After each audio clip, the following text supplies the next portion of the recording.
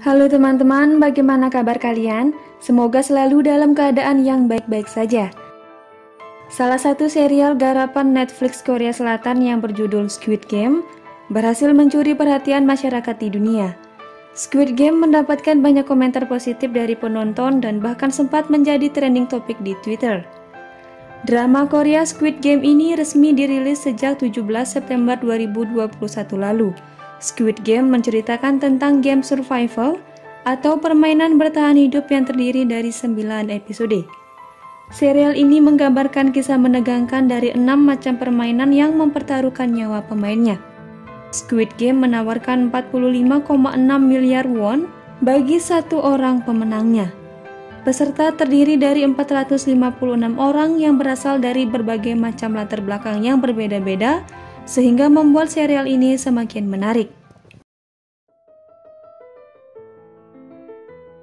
Terlepas dari elemen kekerasan yang menguras darah, ternyata Squid Game terinspirasi dari berbagai permainan anak-anak pada tahun 1970 hingga tahun 1980. Penulis sekaligus sutradara drama Squid Game yang bernama Hong Dong-hyuk sudah menyelesaikan naskah film ini sejak tahun 2009 lalu. Namun pada saat itu, naskahnya sulit diterima oleh beberapa investor karena tidak familiar dengan lingkungan dan kondisi sekitar. Sehingga saat itu banyak yang menolak dan berpendapat bahwa drama ini terlalu kompleks, rumit, brutal, dan tak komersial.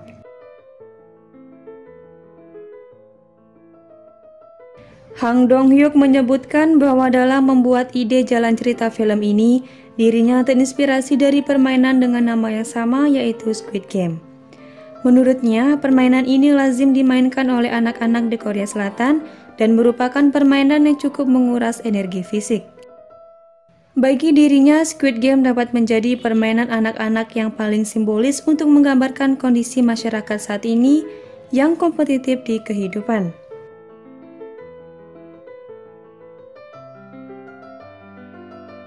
Lokasi syuting dari drama Squid Game ini dibuat dengan gedung yang benar-benar dibangun untuk kepentingan syuting. Tak main-main, sang sutradara memang menginginkan kesan yang realistis sehingga memikirkan secara detail set tempatnya tanpa menggunakan banyak efek komputer. Selain itu, musik di serial ini pun merupakan lagu-lagu anak-anak yang terkenal di Korea Selatan pada era 70 dan 80-an yang mampu memicu nostalgia para penontonnya. Permainan ini dikisahkan diikuti oleh peserta dengan latar belakang yang berbeda-beda dan merupakan orang-orang yang putus asa karena sudah tidak punya harapan lagi dalam memenuhi kebutuhan ekonominya.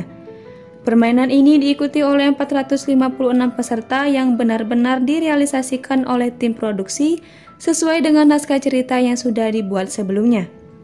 Pada isi film, seiring berjalannya permainan, peserta Squid Game pun perlahan-lahan berkurang karena tereliminasi dan terbunuh.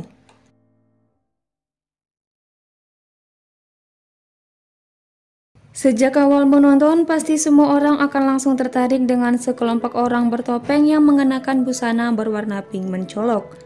Mereka merupakan The Marksmen yang ditugaskan untuk menjaga dan menjalankan permainan di serial Squid Game. Para peserta memakai pakaian olahraga berwarna hijau, sedangkan petugas memakai pakaian berwarna pink disertai topeng hitam. Kontras kedua warna ini ditekankan untuk menunjukkan kelompok yang berbeda. Mengenakan seragam dengan warna yang sama, tujuannya juga untuk melambangkan penghapusan individualitas dan kepribadian mereka masing-masing.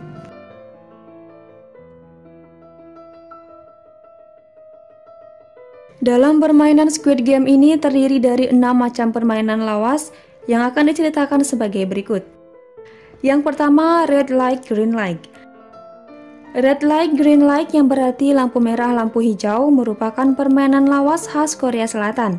Namun masih sering dimainkan oleh anak-anak di Korea Selatan hingga saat ini. Seseorang menjadi penjaga dan yang lainnya berada di belakang sang penjaga. Ketika penjaga mengucapkan lampu merah, pemain lain harus diam tanpa ada gerakan.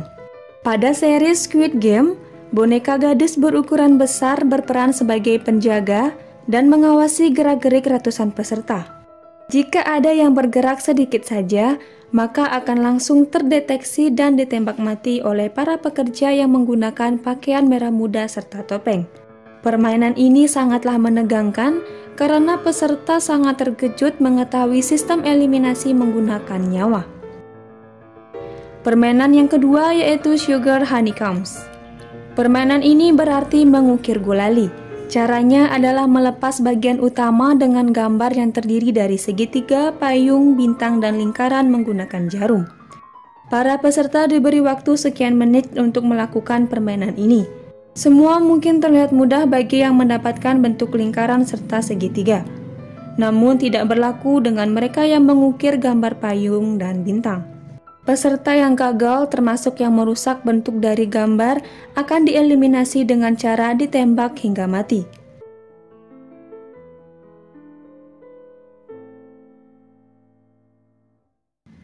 Permainan yang ketiga yaitu Tug of War, yang berarti tarik tambang dalam bahasa Indonesia.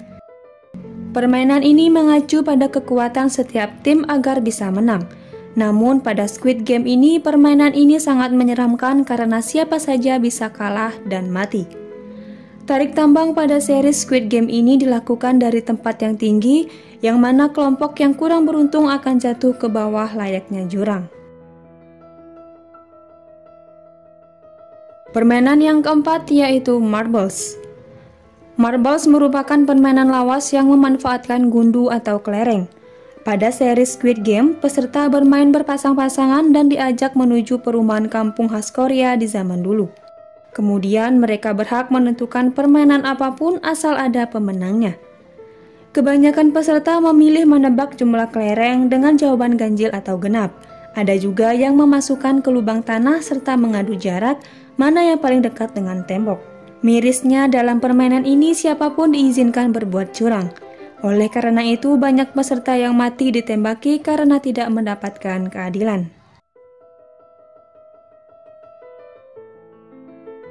Yang kelima yaitu Glass Stepping Stone.